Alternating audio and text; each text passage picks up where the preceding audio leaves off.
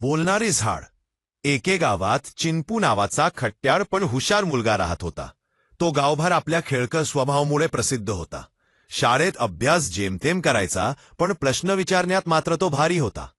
शिक्षक एखादा धडा शिकवला की चिंपू लगेच विचारायचा, पण गुरुजी असं का होतं?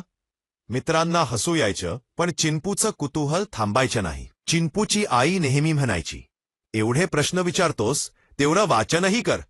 पण चिंपू वाचनापेक्षा शोध मोहिमेत रमायचा. चिंपूच्या गावाच्या कडेला एक दाट जंगल होतं.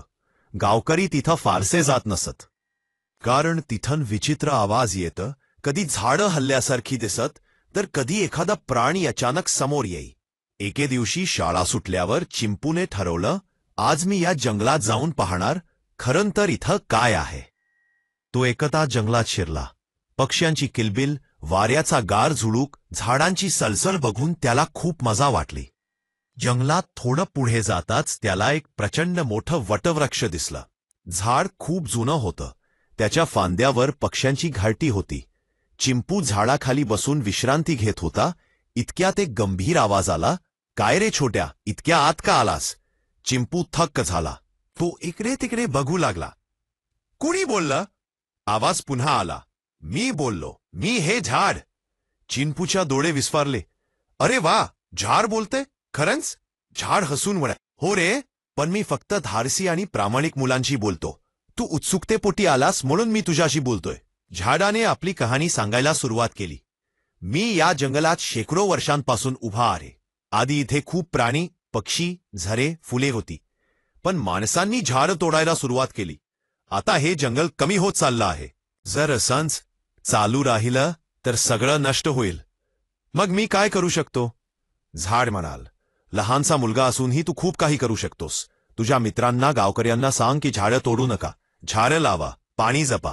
जर प्रत्येकाने थोडीशी काळजी घेतली तर हे जंगल पुन्हा फुलेल. चिंपू घरी परत आला. आई सगळ्यांना सांगू लागलं, गावकऱ्यांनो, झाडं तोडू नका. जंगल नष्ट झालं तर आपणच संकटात येऊ. गावकरी हसले, काहींनी चेष्टा केली, अरे चिंपू, तू फार मोठा शहाणा झालास काय? काहींनी तर त्याच्यावर विश्वासच ठेवला नाही. पण चिंपू हार मानला नाही. त्याने आपल्या मित्रांसोबत ठरवलं, आपण स्वतः झाडं लावूया. जे बघतील ते आपोआप प्रेरित होतील. दुसऱ्या दिवशी चिंपूने 5 झाडं लावली. दररोज तो त्यांना पाणी घालायचं, त्यांच्याशी बोलायचं. हळूहळू त्याचे मित्रही सहभागी झाले. शाळेतल्या गुरुजींना ही गोष्ट कळली. त्यांनी ठरवलं, दरवर्षी शाळेत झाड लावणीचा उत्सव करूया.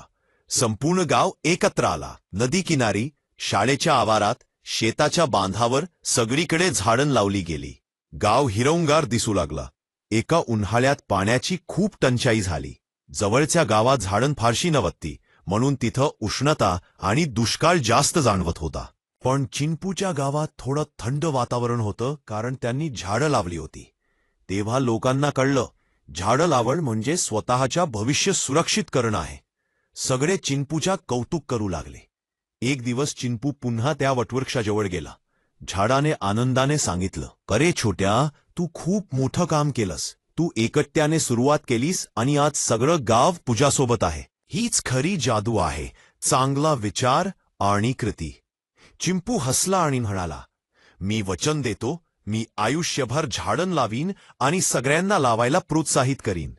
झाडाच्या पानांनी सळसळत ताऱ्यांचा आवाज दिल्यासारखा वाटलं.